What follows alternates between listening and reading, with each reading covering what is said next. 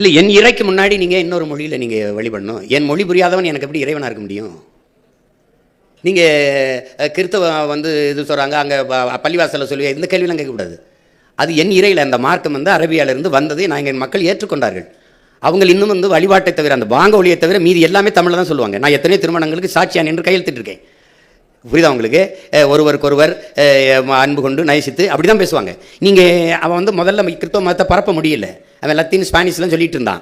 கடைசியாக என்ன பண்ணுறா, அவனவன் தாய்மொழியில் வழிபடலாம்னு சொன்ன பிறகு பரலோகத்திற்கு எங்கள் பிதாவேன்னா உம்முடைய ராஜ்யம் வருகன்னா அதை பின்னாடி தமிழ் மீது பற்றுக்கொண்ட இளம் குருமார்கள் வரும்போது விண்ணுலகில் இருக்கும் என் தந்தையை உம்முடைய அரசு வருக.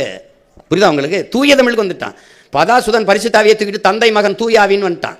நீ என் இறை நக்கீரா உன் தமிழோடு சற்று விளையாடவே நான் வந்தேன்னு சொன்ன சிவன், அவையே உன் தமிழில் பருகவே நான் வந்தேன்ங்கிற சொல்ற முருகப்பெருமானுக்கு முன்னாடி நீ என் தமிழில் ஏன் சொல்லலை? எனக்கு திருப்புறங்கள் இருக்குது, திருமுருகாற்றுப்படை இருக்குது, பாட வேண்டியதானே? பக்தி திருமுத்து பாட வேண்டியதானே? சொல்லுங்கள், என்ன நமச்சிவாய வாழ்க நாதன் தாழ்வாழ்க இமைப்பொழுதும் என்னெஞ்சில் நீங்காதான் தாழ்வாழ்க பாட முடியாதா?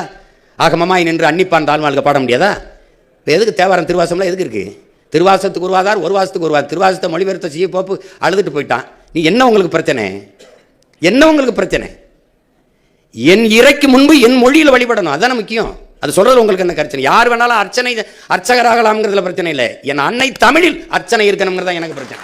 நீங்கள் அதுதான் முதன்மையானது. அங்கே ஏன் ஆள் உட்காந்துட்டு அங்கேயும் போய் சமஸ்கிருதத்தில் சொல்லனா அதுக்கு அவங்களே சொல்லிட்டு போயிடலாமே. விளங்குதா? அப்புறம் தமிழர் அறநிலையத்துறைன்னு மாற்றுவன்றீங்க. இப்போ இந்துங்கிற பேரை நீக்குவேன் அப்படின்னு சொல்ல வரீங்களா? இல்லை, இந்துன்னு ஒரு சமயம் இருக்குதா? இது கூட்டு பொரியல் அவியல் சாம்பார் மாதிரி எல்லாம் சேர்த்து சாப்பாடு மாதிரி. சமணன், பௌத்தன், சீக்கியன், உங்களுக்கு தெரியும், இங்கே வைணவன், எல்லாரும் சைவன், எல்லாரும் சேர்த்து இந்துன்னு சார் வில்லியம் ஜோன்ஸ் போட்ட கையெழுத்தில் ஆகிறோம். என் சமயம் சைவம்.